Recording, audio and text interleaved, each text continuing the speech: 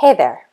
I thought this video might be a nice follow-up to the fear of failure video that I made. And so today I'd like to talk a little bit about fear as a source of power. Now, before I get cast as a Disney villain here, I'm not talking about making other people afraid. Instead, I'd like to chat a little bit about my own practice and the fact that I found that whenever I have engaged in spellcraft or ritual that I'm uncertain about, parts of my practice that incorporate things that I perceive to be a little risky, the results are often incredible. These have been some of the most intense ritual experiences that I've had. And when I look back and think about some of the most momentous instances of my life regarding my practice in the past several years, in every case, there has been a meaningful role for fear. In some ways, it almost sounds naughty to say such a thing. Most of our practices are really structured around, built around a desire to connect and feel fulfilled. There is an overwhelming tendency for us to focus on self-betterment, on emulating the behaviors that we see as noble and divine, virtuous. And sure, shucking fears that are counterproductive or maladaptive fits nicely in that role, but suggesting that one incorporates scaring oneself into one's practice sounds a little risque.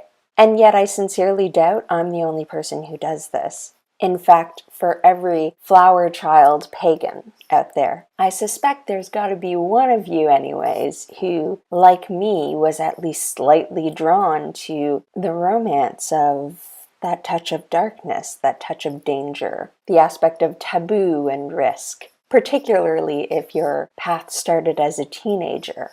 There is a certain romance in the dark, in the tragic, in the dangerous. There probably wouldn't be quite so many of us dedicated to warriors and death goddesses if we didn't share this tendency to find appealing a little bit of danger.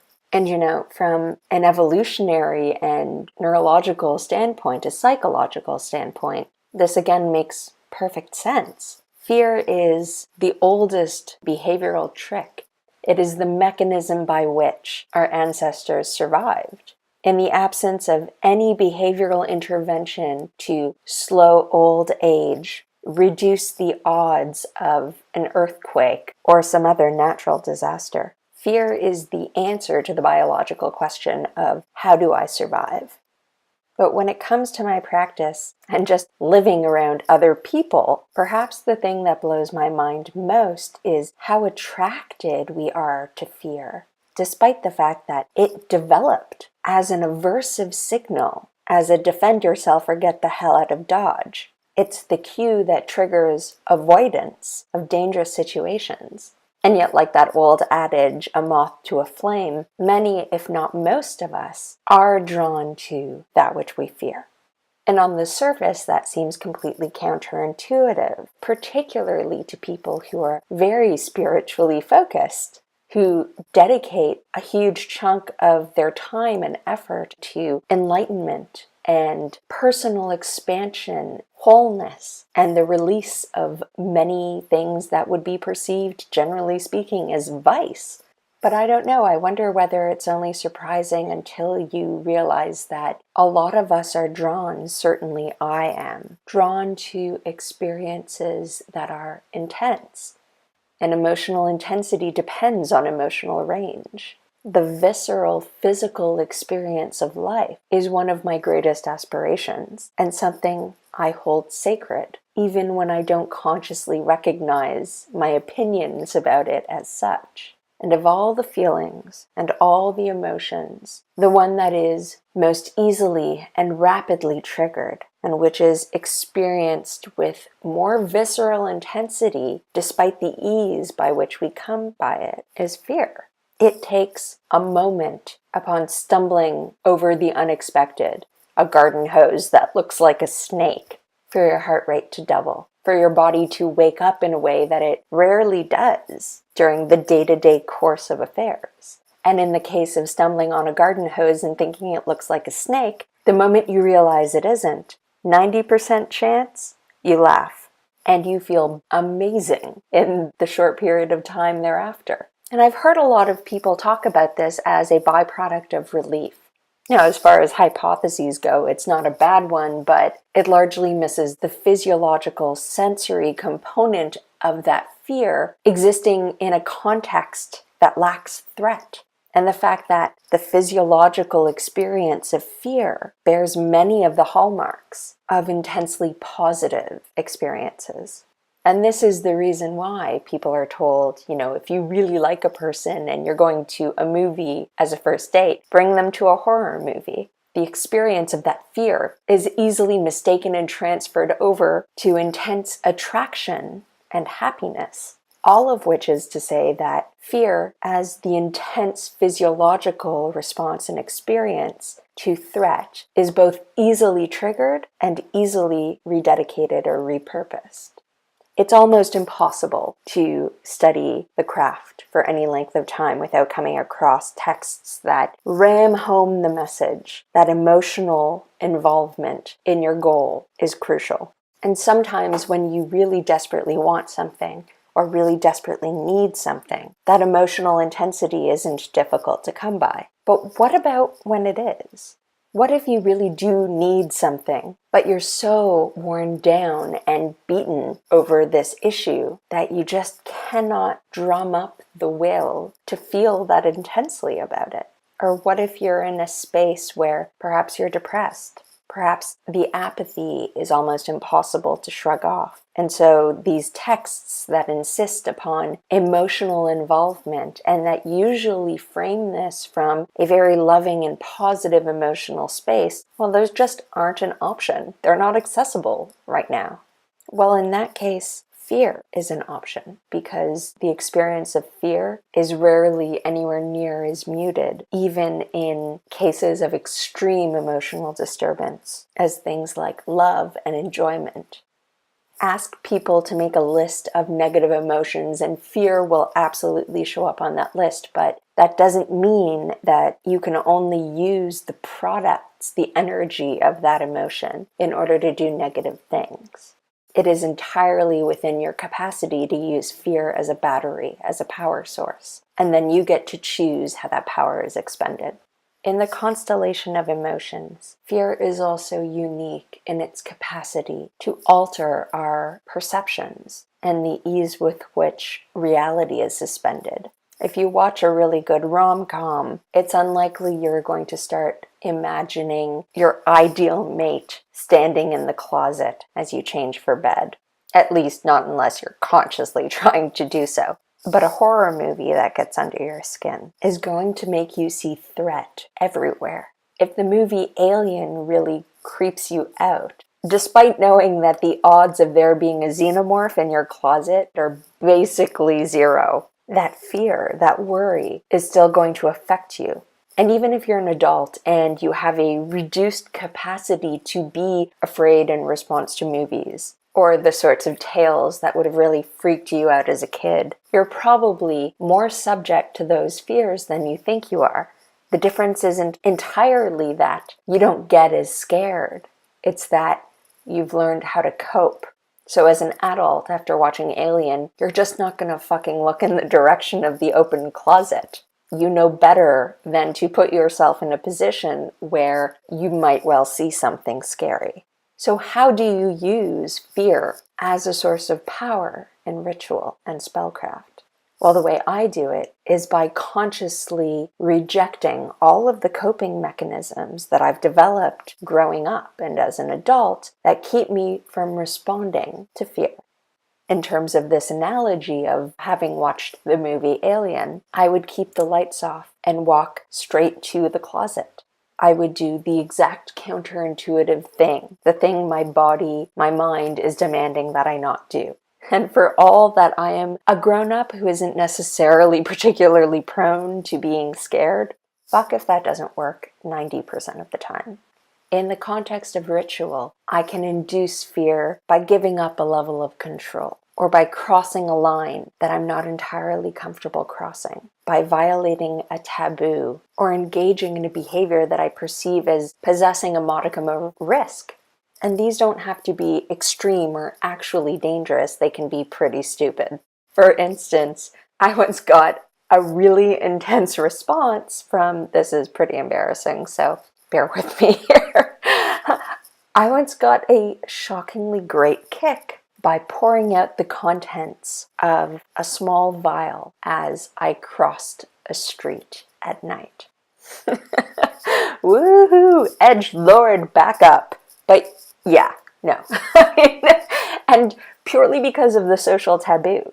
But we all have these little things, these little norms that are so deeply ingrained that when we violate them, we can kick our fear into gear. And that fear is just a powerhouse. You can go from drunk to iron focus in a moment, from tired to marathon shape. Fear is the end run around physical ailment and can allow you to pull off things that in any other context you would be in no shape to pull off.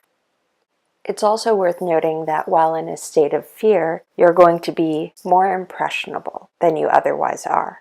This can manifest, as I mentioned, as seeing things in a closet, but can also be repurposed and manifest as connection to something outside of yourself, to the impact of symbolism and the facility with which you view it, to the probability that a change you seek to enact actually materializes.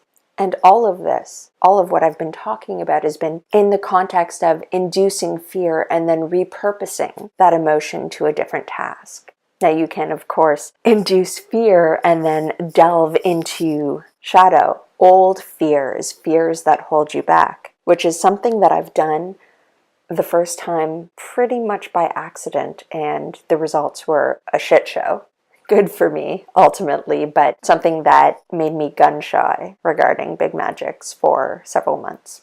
Still though, if anybody listening has hit a point where they feel like they're at a standstill, oftentimes that seems to occur as a result of emotional disengagement. Certainly in my experience, and even among non-pagans or non-witches that I know, when they disengage from behaviors that are tied to self-care and wellness, it's generally a result of diminishing returns. Well, if you're in that situation, this, in my experience, is a pretty good way to kickstart that process again. As a final note on this discussion of inducing fear for the express purpose of facing fears, I will note what everybody listening no doubt already knows from their own experience, that there is almost nothing more rewarding or empowering than facing and defeating a fear. I'd like to wrap up by talking about how you can actually trigger fear at will in ritual in order to use it as a power source. Well, here are some of the ways that I've had the most success doing so. As I've already mentioned, engaging in anything that requires surrendering control facilitates the kind of visceral emotional intensity that we're seeking. Now, that's obviously related to my own personal preferences and pathologies, perhaps. Calling on deities, energies, or entities that you're a little nervous about. If, for instance, you've always been fascinated by deities that are psychopomps, or interested in the concept of contacting those who've passed, and you've never engaged in that because it scares you a little bit, taking a more moderate approach in order to use that fear as a tool in Spellcraft can also work. So rather than engaging in an exercise that is really focused on making contact with some spirit or entity, something so simple as calling upon them to aid you or join you or witness what you're doing might kick your fear into gear. You can also tap into any number of things that make you feel vulnerable. And there are some things that seem to work for most people. Images half seen can be intensely unnerving. A ritual performed in front of a mirror with the lighting offset and dim so that you can't actually make out what's going on in front of you can be incredibly effective. Alternately, expanding your working space or your circle into environments where you're not entirely comfortable can be quite potent. I work a great deal with Hecate and liminal spaces, and I found that boundary violation, whether it's constructing my circle up against a wall so that half of that circle is outside of my reach, or even setting up ritual spaces in several different rooms, requiring me to walk through the dark at different points during my ritual from one room to another, can be very effective. Finally, you can absolutely tap into an eons old aversion, like turning your back on something that frightens you or that is seen as threatening. I haven't done this, but I'm pretty sure that if I lined some old porcelain dolls up against the wall, turned off the lights and sat with my back to them, my heart would be leaping out of my chest inside a minute. Here's what I don't recommend. Don't do something that's actually reckless. I recently posted a flying ointment video. Do not lather yourself up with a toxin. Sure, it's scary, but magical efficacy goes way down when you're dead.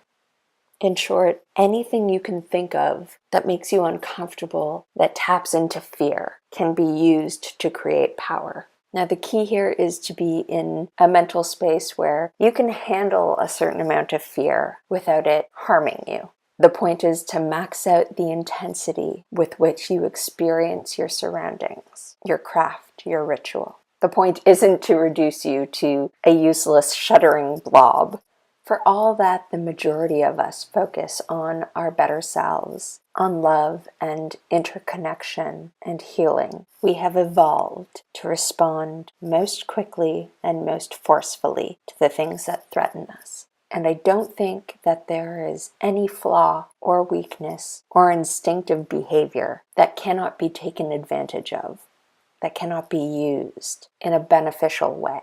Fear may be the mind killer to every Dune nerd on the interwebs, but for me, it's a fuel cell that I find endlessly attractive and that can up the potency of everything that I do. To me, it's spice.